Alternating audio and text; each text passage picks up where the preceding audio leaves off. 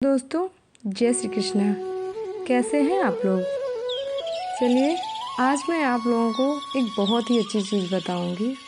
बहुत सारे लोग ऐसे होंगे जो सोच रहे होंगे कि ये प्रभुनाथ यात्रा जो लोग करते हैं, ये प्रभुनाथ है क्या, या ये प्रभुनाथ कहाँ पड़ता है।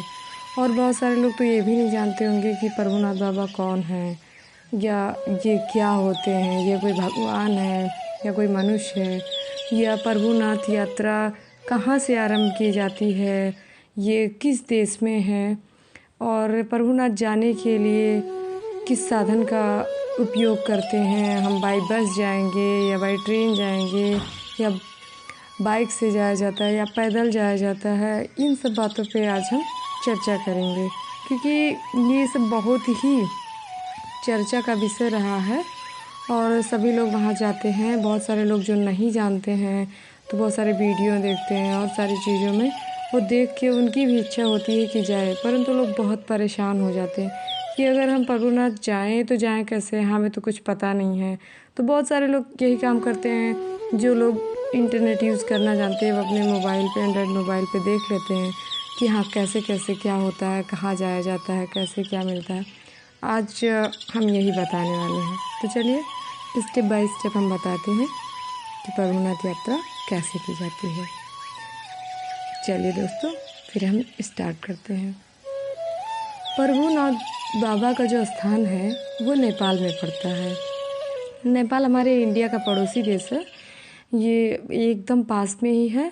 और प्रभुनाथ जाने के लिए सबसे पहले इंडिया में आना है। अगर इंडिया के हैं तो कोई बात नहीं है, अगर इंडिया के बाहर के हैं तो भी कई सारे रास्ते हैं, लेकिन स्पेशली इंडिया के लोगों के लिए है कि ये लोग आएंगे यहाँ पे, उसके बाद में ये जाएंगे। बढ़नी पड़ता है, बढ़नी और नेपाल का बॉर्डर है।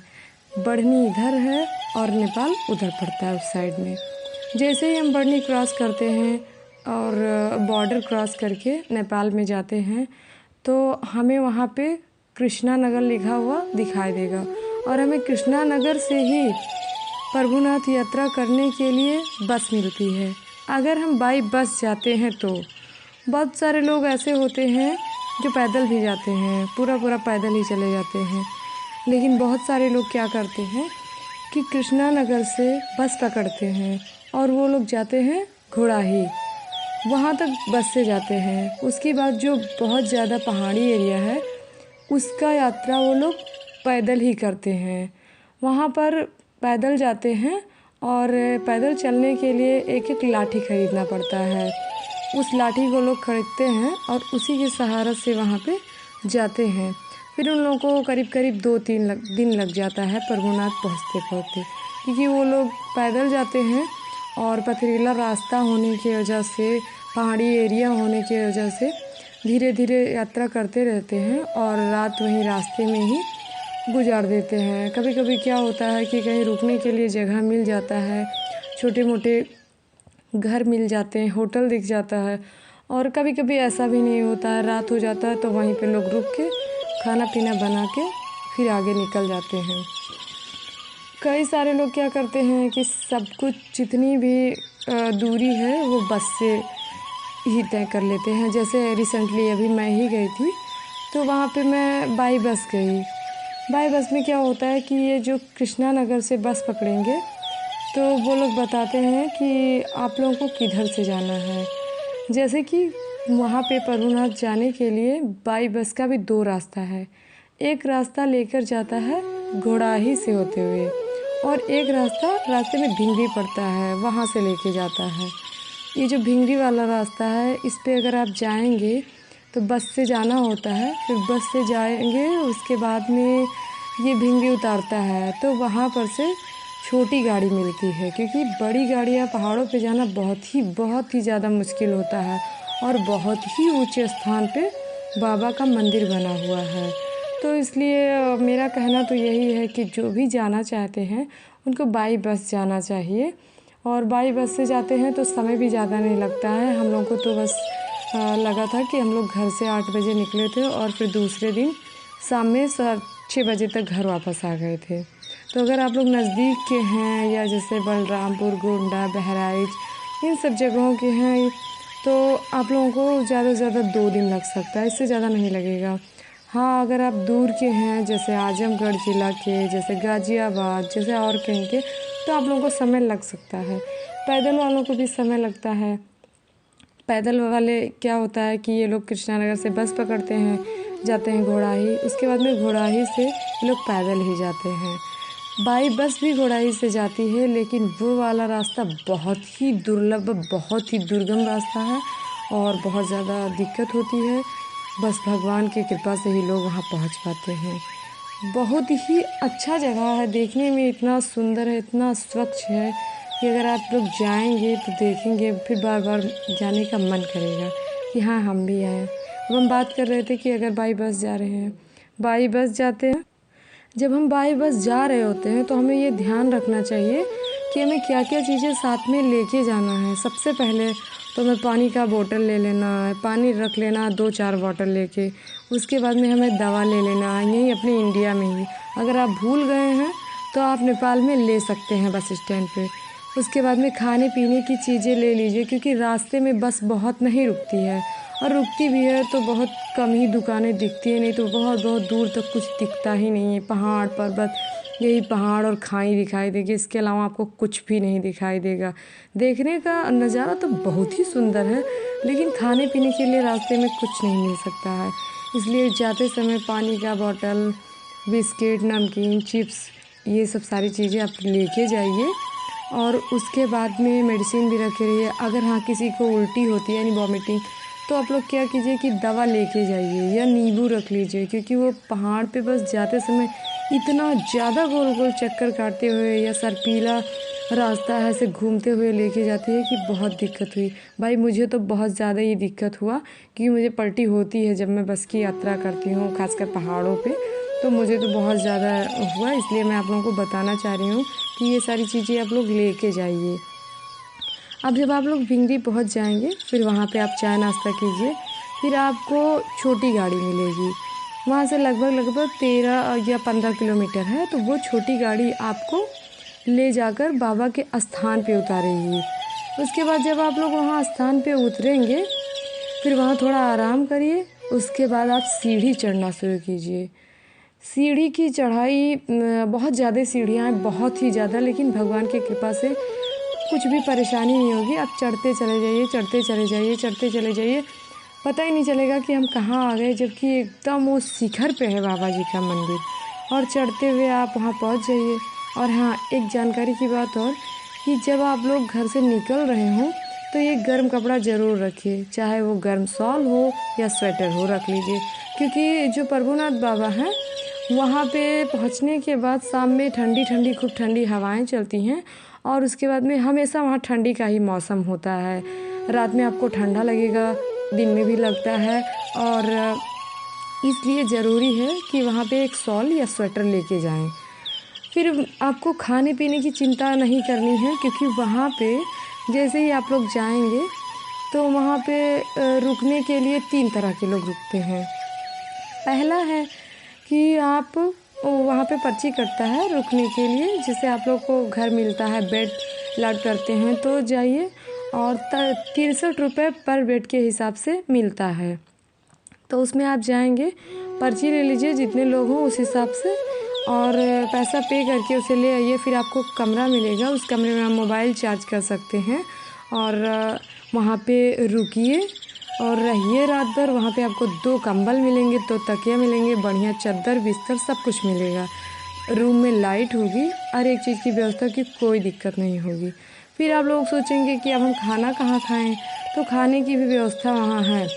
अपने इंडियन रुपए में 95 रुपये का वहाँ पे एक थाल खाना मिलता है, जिसमें आप 2 लोग आसानी से खा सकते हैं। हाँ, अगर कोई बहुत ज़्यादा अगर खा रहा हो या भूखा हो तो कह सकते हैं कि नहीं खा पाएगा, नहीं तो 95 रुपये में एक थाल खाना मिलता है, बढ़िया दाल चावल और 2 तरह की सब्ज़ी मिलती है।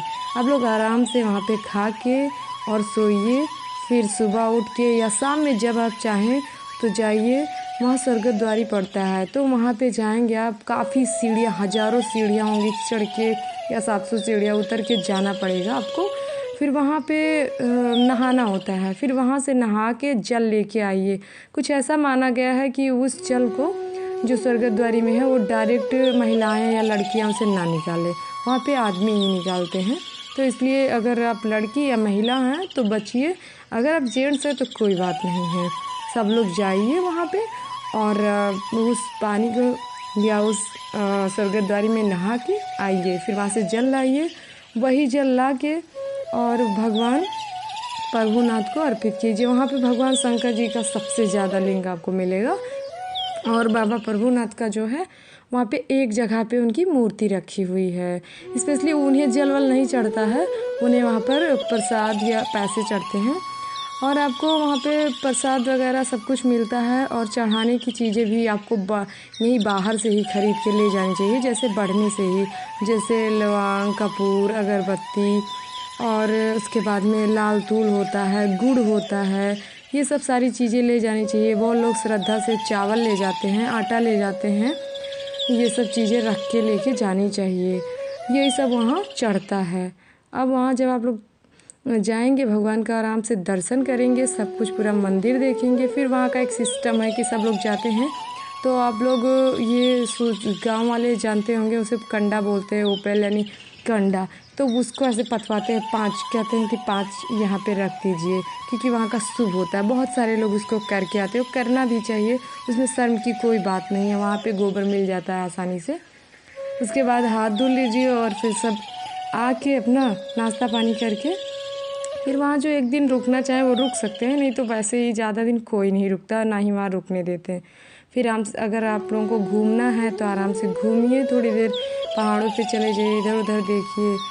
उसके बाद में फिर आपका वही सिस्टम कि आप प्रसाद लेके चले आइए और अपना रूम छोड़िए, वहाँ से सामान उठाइए, फिर आइए सीढ़ियों को उतरिए इतना सारा। फिर वहाँ से आप छोटी गाड़ी लीजिए या बस ही ले लीजिए, छोटी गाड़ी ज़्यादा आसान होती है। छोटी गाड़ी लेके फिर आप भिंगरी आइए, उसके बाद भिंगरी से फिर पकड़िए बस और आप आइए कृष्णा नगर। फिर आपको जहाँ जाना है वहाँ जाइए।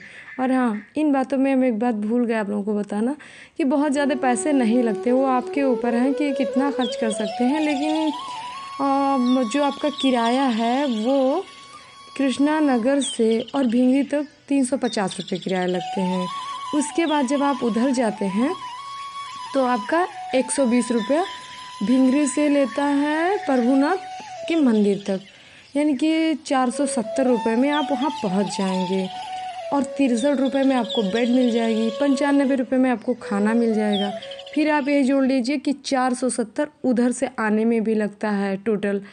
वैसे ही आप जैसा खर्च करना चाहें, नहीं बहुत ज़्यादा अगर आप नहीं खर्चा करते हैं या आपके पास बहुत ज़्यादा नहीं है या जिस टाइम गए हैं उस टाइम पैसे की थोड़ा अभाव है, तो आप 2018 में लौट आएंगे आराम से प्रसाद वगैरह लेके भगवान की कृपा से। तो ये जितनी जानकारी हम दिए हैं आपको, ये सारी मेरी आंखों देखी हुई है और मैं खुद ही गई हूँ, मेरा एक्सपीरियंस बोल रहा है। मैं वहाँ पे गई हुई थी, मुझे तो बहुत अच्छा लगा वहाँ पे। और मेरा रिक्वेस्ट है कि आप लोग एक बार ज़रूर जाइए, बाबा प्रभुनाथ का दर्शन करने ज़रूर जाइए। उनकी बहुत ही महिमा है, आप लोग जो मांगेंगे उनसे वो ज़रूर मिलता है। और इतनी सुंदर दृश्य देखने को मिलेगी कि क्या बताएं। अगर कोई अशांत है उसको शांति मिल जाएगी, अगर कोई बहुत परेशान है तो थोड़े दिनों के लिए तो उसकी परेशानी दूर ही हो जाती है। उसे ये लगेगा कि हाँ, दुनिया में बहुत सारी चीज़ें हैं। और नेपाल को देख के एक अच्छी सीख मिलेगी कि कितनी साफ़ सफाई है वहाँ पे कोई रोड गंदा नहीं है, कहीं पे कोई कूड़ा कचरा नहीं है। बहुत ही अच्छे लोग हैं। बच्चे आप लोगों को जगह जगह रास्ते मिलेंगे तो वो टाटा बाय बाय हाय करते जाएंगे।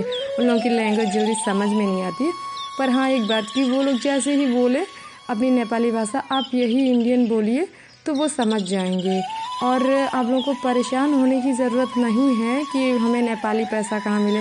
नेपाल में पूरा इंडियन करेंसी ही चलता है, कहीं कोई दिक्कत नहीं होती है, सब यही पैसे लेके जाते हैं और यूज करते हैं। इस प्रकार से ये सारी जानकारी जितना मेरे पास थी आप लोगों को दी। और अब अगर आप लोगों को अच्छी लगी हो तो लाइक कीजिए, कमेंट कीजिए, शेयर कीजिए। कमेंट करके हमें ज़रूर बताइए कि ये जानकारी आपको कैसी लगी। Thank you.